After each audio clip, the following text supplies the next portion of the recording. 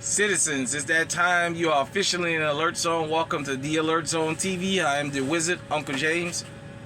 I'd love for you to become an active citizen in the Alert Zone, and you can do that by hitting the subscribe button and the bell so you can be notified when we drop fire content, giving the video a like, sharing. If you're 18 years of age or older and are able to be legally armed here in America, practice your Second Amendment rights. It is not illegal under the Constitution. Let me just get right into this video. I asked a question a couple months ago, about teenage offenders and would you put them down? And for those of you who new here, you can go back and watch that tutorial and read the comment section. I had one person jump in and accuse me of hating kids and attacking kids, and instead of coming up with solutions, I'm asking for violence against kids. And no, I'm not. I asked that question for a reason. I used to be a teenager, and I watched what teenagers went from to what they have become.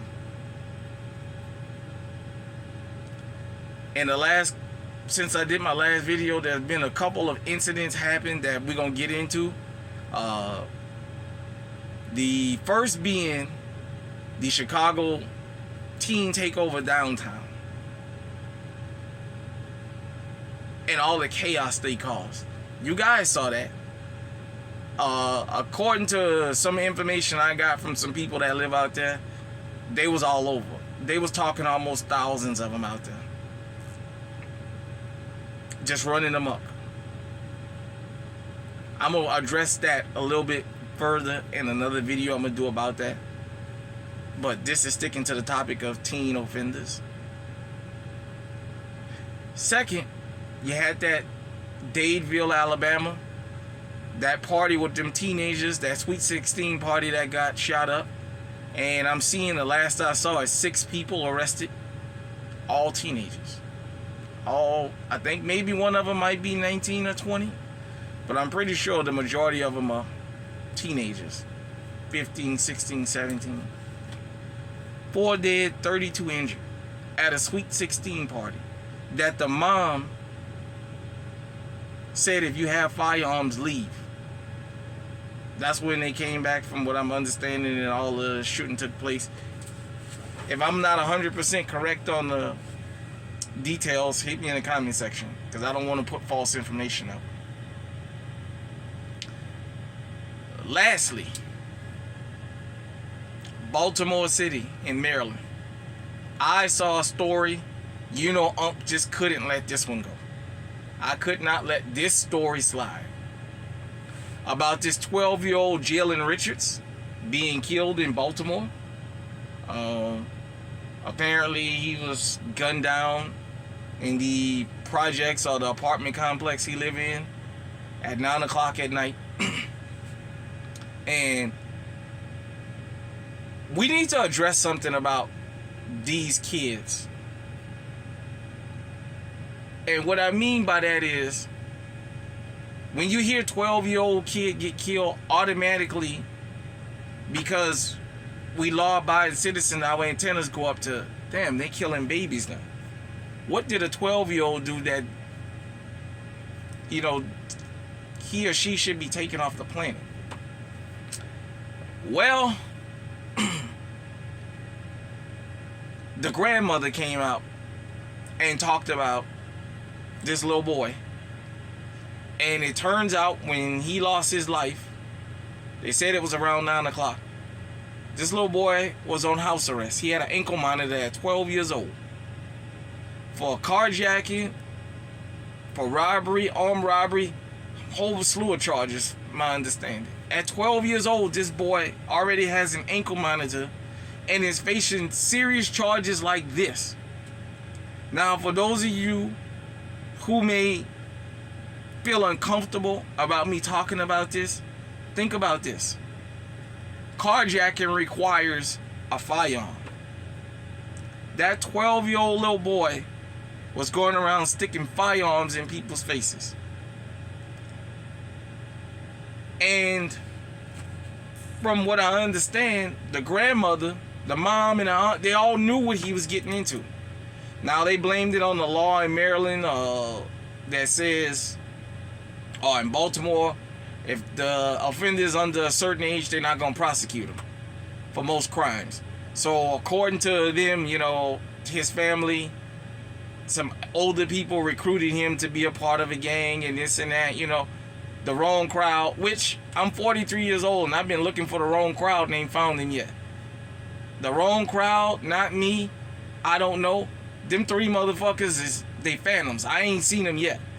It's kind of strange how when somebody lose their life in a violent way, the family comes out and say, well, he or she got with the wrong crowd, and then you look at this person's background and see, damn, they was out there willingly on the front lines. Or you ask yourself, what did the family do to protect him from this? Now, don't get me wrong. I'm not saying every time a kid does something, the parents should be held accountable because the parents know everything, because that's not true. This little boy, his family knew what he was into. And when I watched that news story, there was a mom who said she moved her son from Baltimore City to Hagerstown. I've been all over Maryland, so I know where I'm familiar with Hagerstown and familiar with Baltimore City and the Eastern Shore of Maryland. I'm familiar with all that. You know, the Bay Bridge, was that Annapolis and all that. I'm familiar with all that.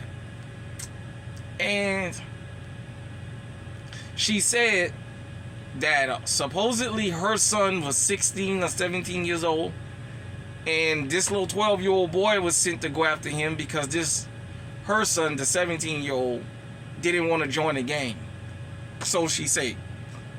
And that they sent this little boy, and this little boy was 12-year-old, waving a gun in his face, and that the 17-year-old told this little boy, I can hurt you and what have you. And shout out to the mom for at least telling a part of the story. She said that her daughter called her from school and said her 17-year-old son was at school with an Uzi.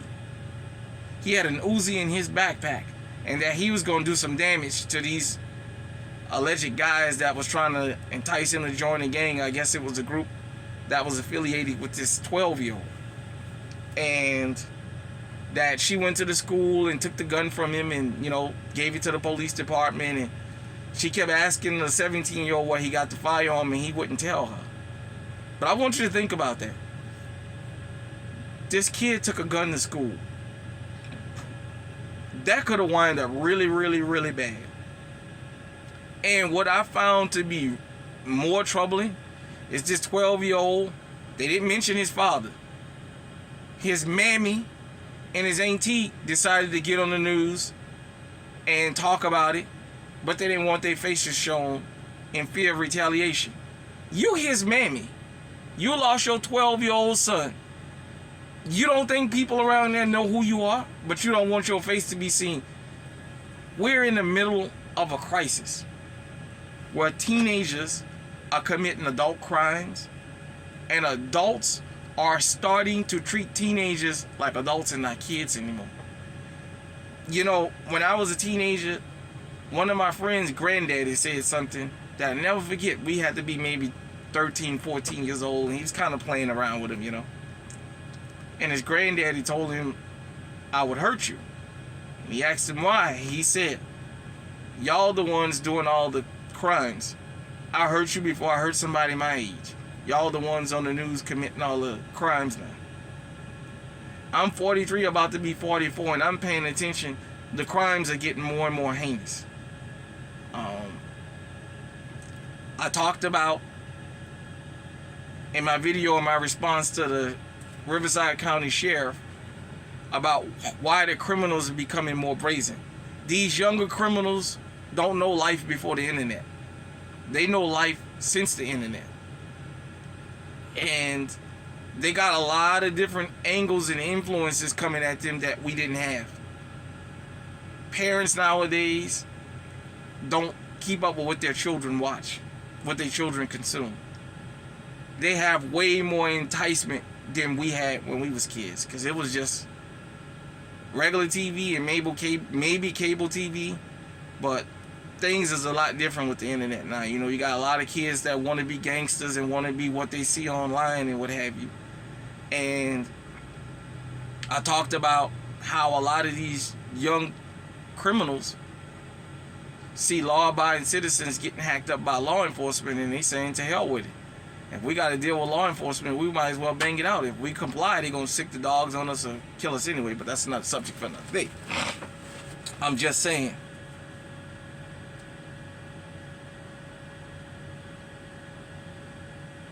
The teenagers have gotten out of hand. The summer is coming. It's going to be a long, hot summer. For those of you who don't know, all the criminals coming out. Spring then hit, summer coming. Winter is over. They coming out of hibernation. And all they looking for is trouble. I'm not saying all teenagers. I'm just saying these 3 instances.